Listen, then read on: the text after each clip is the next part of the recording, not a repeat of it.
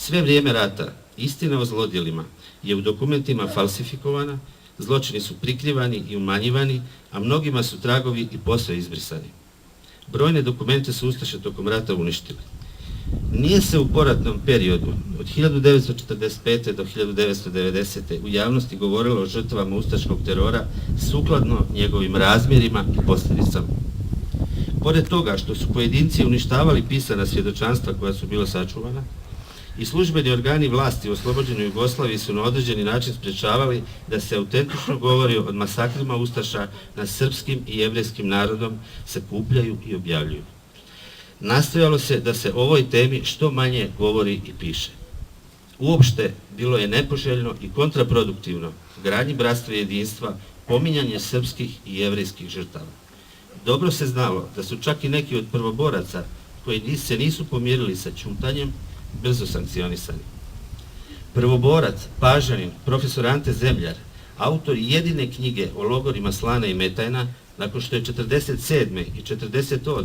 odveo mještane Paga na područje logora Slana da polože vijence, završio na Golom otoku.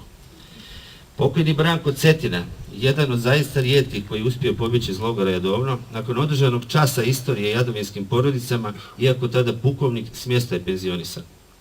Od ustaških logora Jadovno, ustaških logora smrti, kao najveće stratište srpskog naroda, dostojno je do nedavno bio obilježen samo logor Jasenovac, gdje bi se svake godine na godišnjicu proboja logoraša okupile porodice pobijenih, a tom događaju bi se ustupio određeni medijski prostor.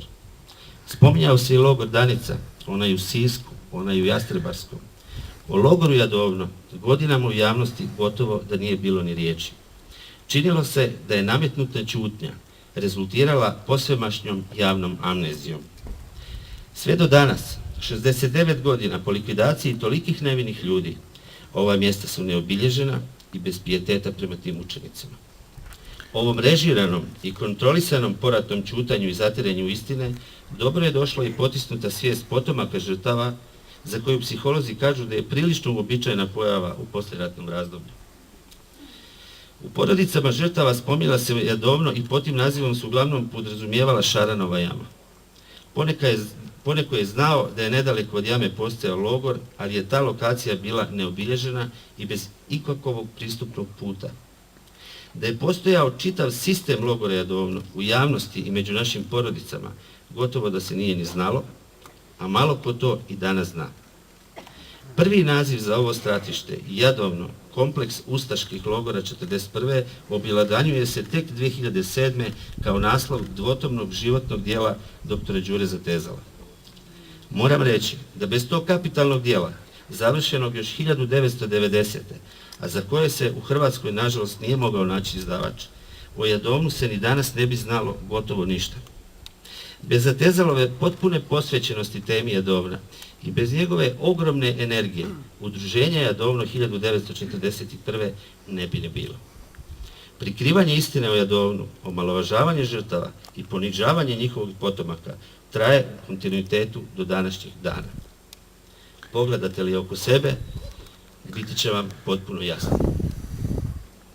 Da se istina o Jadovnu i danas ne skriva, ne bi potomci žrtava nedavno lutali Velebitskim parkom prirode, tragajući se doktorom Zatezalom za mjestom samog logora Jadovno, tumarali po kamenoj pustinji Slane tražeći mjesto razbijene spomen ploče i svijećom u Metajni tražili nekoga ko je voljan pokazati mjesto bivšeg logora za žene i djecu. Da se uvažavaju žrtve, ne bi se između jadovinskih jamama jurilo biciklima, kupalo, sunčalo i ronilo na području spomen područja Slana na otoku Pagu. Neću govoriti o broju žrtava pobijenih u kompleksu ustaških logora Jadovno 1941. Ne želim dati povoda za omalovažavanje prvog obilježavanja dana sjećanja na Jadovno onima koji u svojim, kako kažu, matematičkim proračunima porede naše žrtve sa sardinama u konzervama. Ali ako pogledate rezultate istraživanja Đure Zatezala, Franje Zdunića Lava, Fikrete Jelić Bunić ili Slavka Golštajna, vidjet ćete da svi pominju više desetaka hiljada žrtava.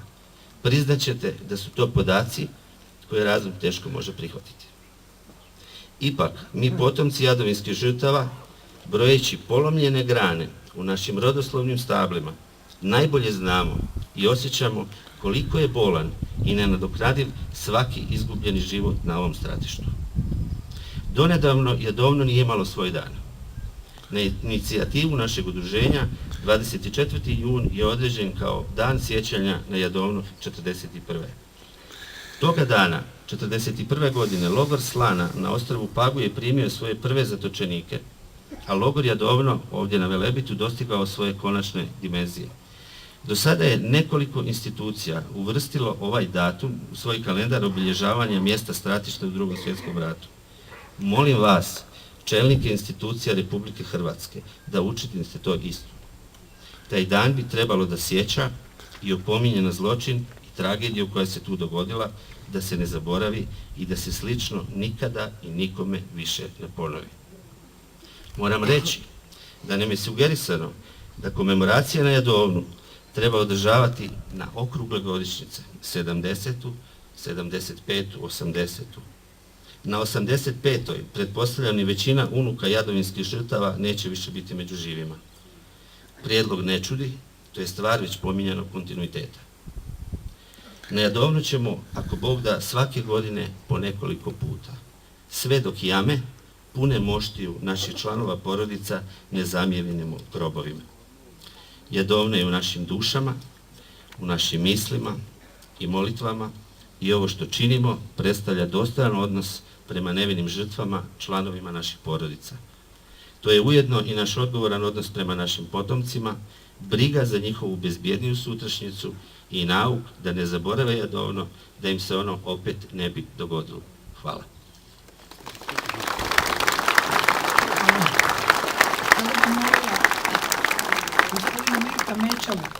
Koji će govoriti u ime Saveza antifašističkih boraca i antifašista Hrvatske.